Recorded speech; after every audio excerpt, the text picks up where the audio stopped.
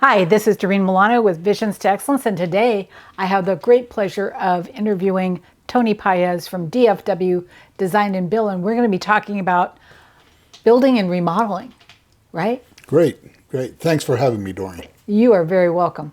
So the first thing I really want to understand more about is, what is the problem that your clients have? Why are they hiring you? Well, there's, in Texas particularly, you don't need a general contractor's license. Really? From the state. Really. So this is a free-for-all state? It's a free-for-all state. Oh my God, okay. So it's very easy to get all kinds of people coming out to try to do work at your homes. So trust is a big deal then. Yes, trust is a big deal. Honesty is a big deal. And having technical knowledge for a lot of the stuff that's being done is important. How do the clients know that you have all this knowledge and you have the technical background and you have the complete package so that you can take care of the client? How do they figure that out? Well, they can look us up. I happen to be a civil engineer also, and I have a master's in business. Okay. And I had a very successful construction company with over 50 employees in Boca Raton, Florida. And I've been here in the Dallas area for 8 years now doing construction. Okay. We do all our work by word of mouth. So we have a lot of great relationships with clients we've done work with.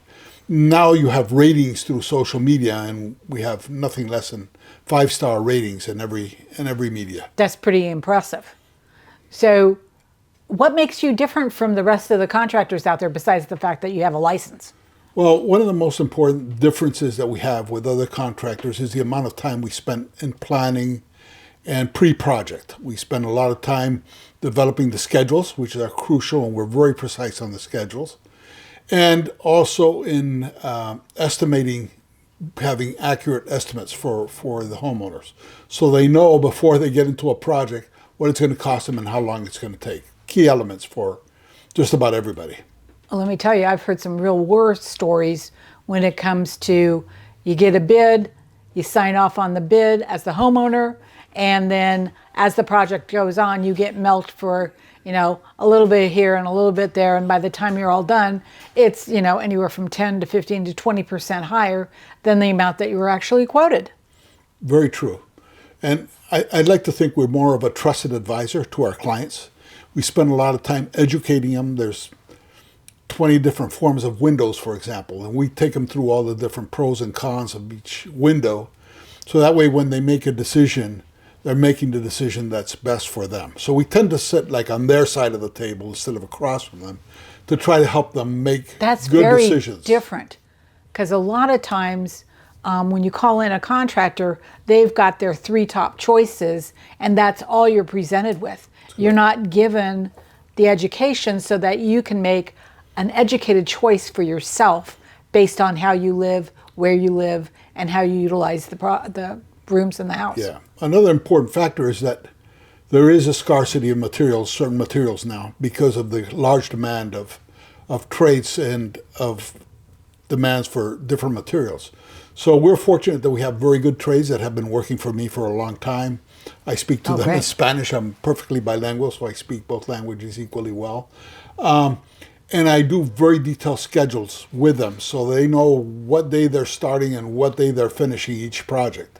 No surprises. And no surprises. No surprises is a big deal. Yeah. And for materials, I work my schedules in reverse from delivery of materials. In other words, if I know that a material is going to be 3 or 4 months out, I won't come in and start tearing up your kitchen until I have all the product there. Yeah. So I get calls every day from people who say, hey, we started our kitchen and the guy demoed our kitchen and walked off. Can you come in and take over? I can't do that kind of a thing. So we take a lot of time. I use a typical example with our clients, and I say, in a typical construction project, if you think of it as a circle from start to finish, and the planning phase is a slice you take off the top, most construction companies that slice is fairly thin, which is pre-project or planning stage. Right. Okay, I lower that bar considerably in the circle, so I spend a lot more time.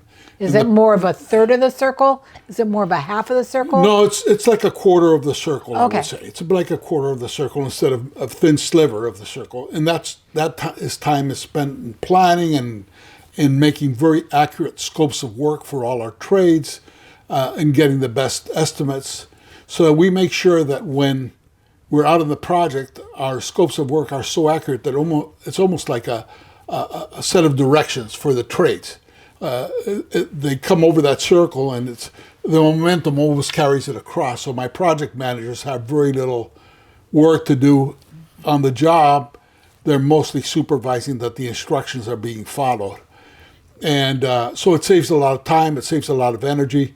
And the typical project, which might have 50 change orders, we reduce it to 2 or 3.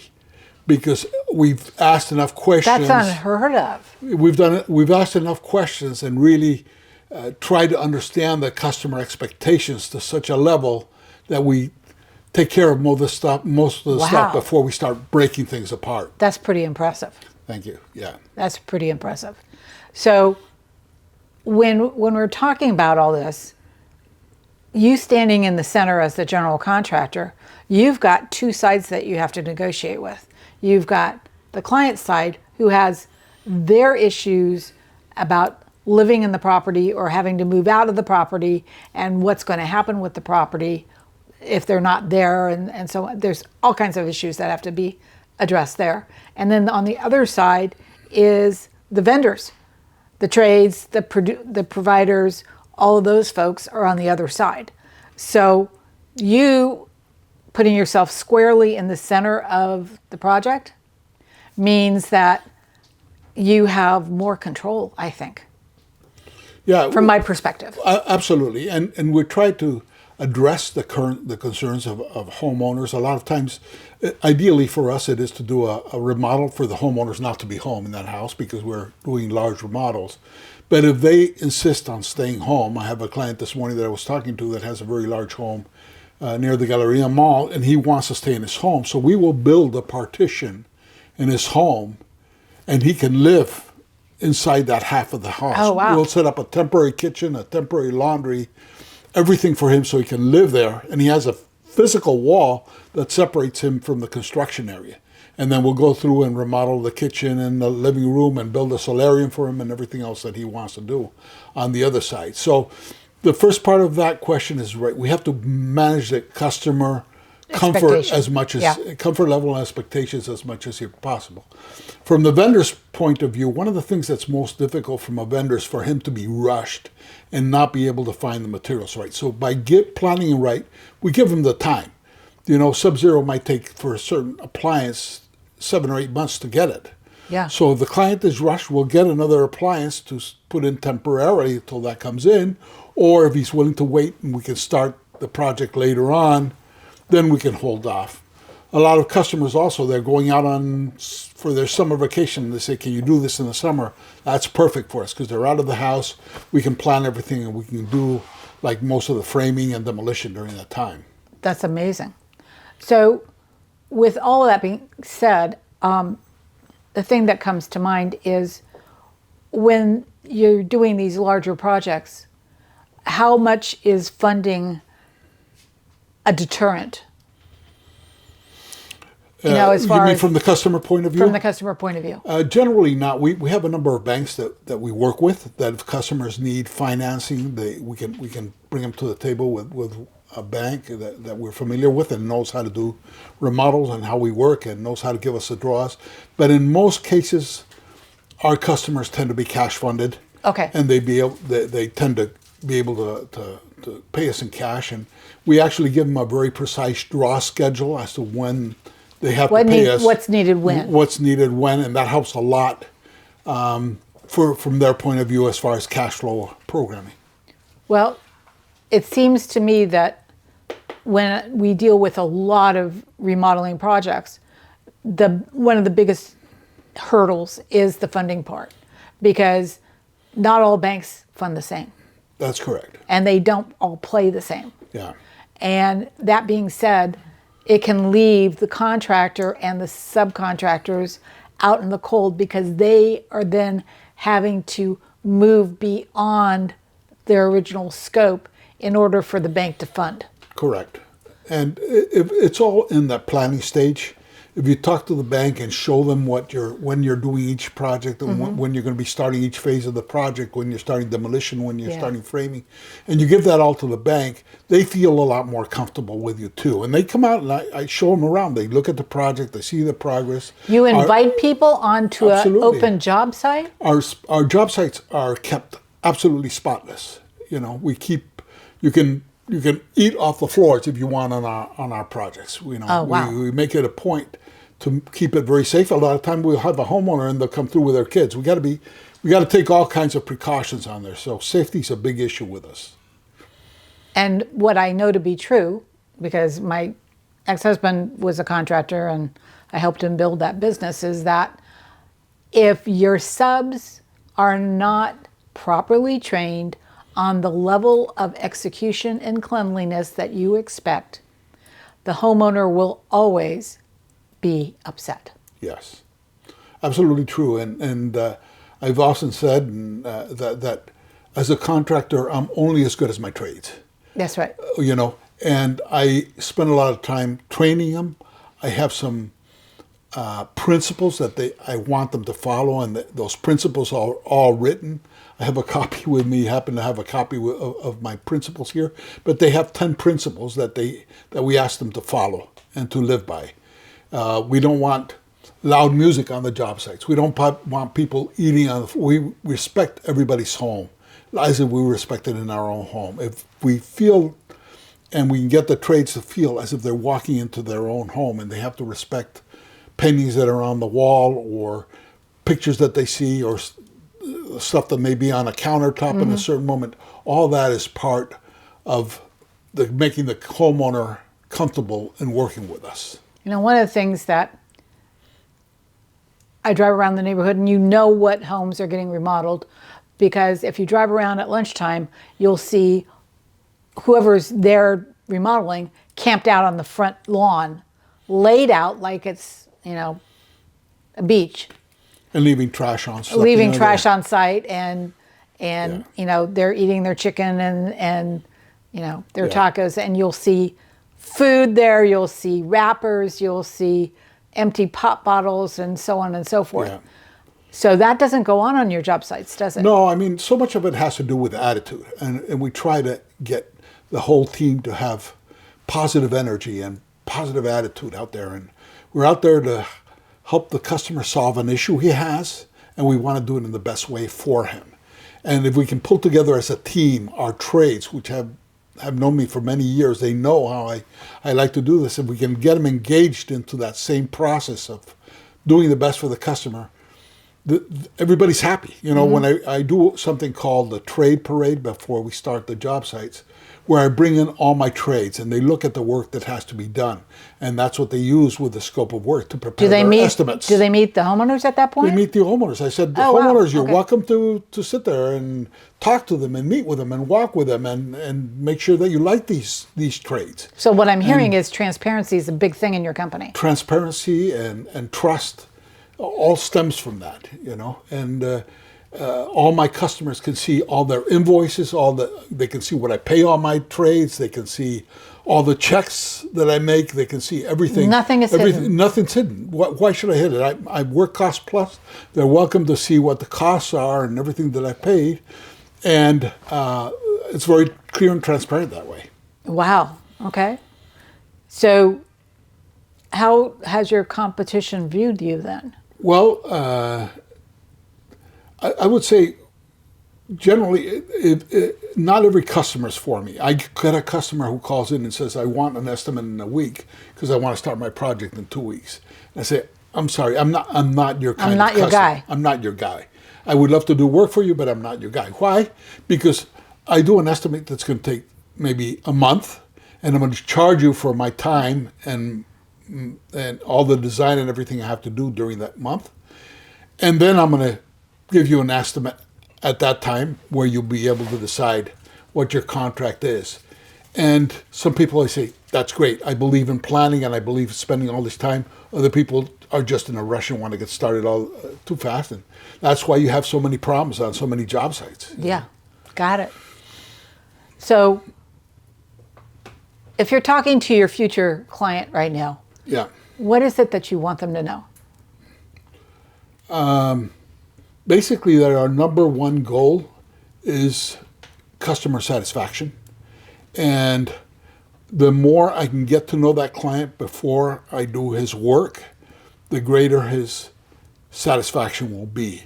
A lot of times they don't even know exactly what they want. They may say, I want to redo my kitchen, but if you don't ask the right questions, he may say, I want a kitchen, and you can make a judgment and estimate that it's going to be a medium price kitchen, and then you start talking to him and you realize his hobby is cooking, and he's a chef, and he loves to spend a lot of time, and he loves his family to be all around him when he cooks, and all these other things. That adds a whole different perspective if you ask those questions that determine Ahead of time. Yeah. Then you know what equipment that he wants, and what kind of cabinets he wants, and what kind of countertops he needs, how he wants his family to be integrated into the eating area, all these things. But you have to spend the time, and if you don't ask him the questions, he may not even know it at the beginning. That's why I say you've got to really dig into these customer expectations to determine if you're doing the right thing for him. I love it. So I have another question for you here. Sure. When a homeowner decides they want to do a project, what are the top things that they need to do before they contact a contractor? Well, I think they have to do research, okay? Mm-hmm. They have to determine what can be done on their property. If they want to add a second story to the property, they have to determine if, they have the zoning, or they have the area to be able to add a second story. They have to do a little research on what they want. They look on Pinterest and see the style they want. What do they want to do exactly? How many rooms do they want to add? How many bathrooms do they want to add? What are the areas of concern? The more information they have on what issues they want to solve, the better it is for me to try to help them solve it. We have designers we can bring on all different styles of homes. Okay. And we have engineers to do structural parts to pretty incredible works too. And this is one of the things that I think most homeowners forget, is that depending on the project, you will need an engineer. Yes.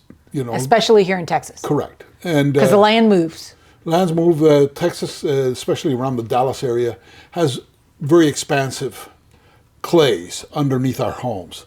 That's why you see many homes built on pier and beams. Right. But what expansive soils means to a homeowner is that if you get water in it, the soil will expand, and it can push the house up and move it up and down in different areas of the home. So, and when it dries up, it's the opposite. The soil shrinks. And that makes a difference on the project that you're actually trying to accomplish. Of course. And if we're doing an addition and we're tying it onto a house, which is a very frequent thing, we have to tie it in with the same type of foundation as the original home has, and we use certain, structural tools to be able to integrate it so it moves, if it's going to move at all, in the same way the house moves. Wow. So do you think Houzz, Houzz, is a great site for homeowners to start their research project on? Houzz is a great site. They have a lot of educational things, but there's so many sources nowadays. Okay. And we have a very good website, DFWdesignandbuild.com. They can locate us through the Dallas Builders Association. I'm on the board of directors of the Dallas Builders Association, the Texas Association of Home Builders, the National Association of Home Builders. We're also members of NARI, which is National Association of Remodeling Industry.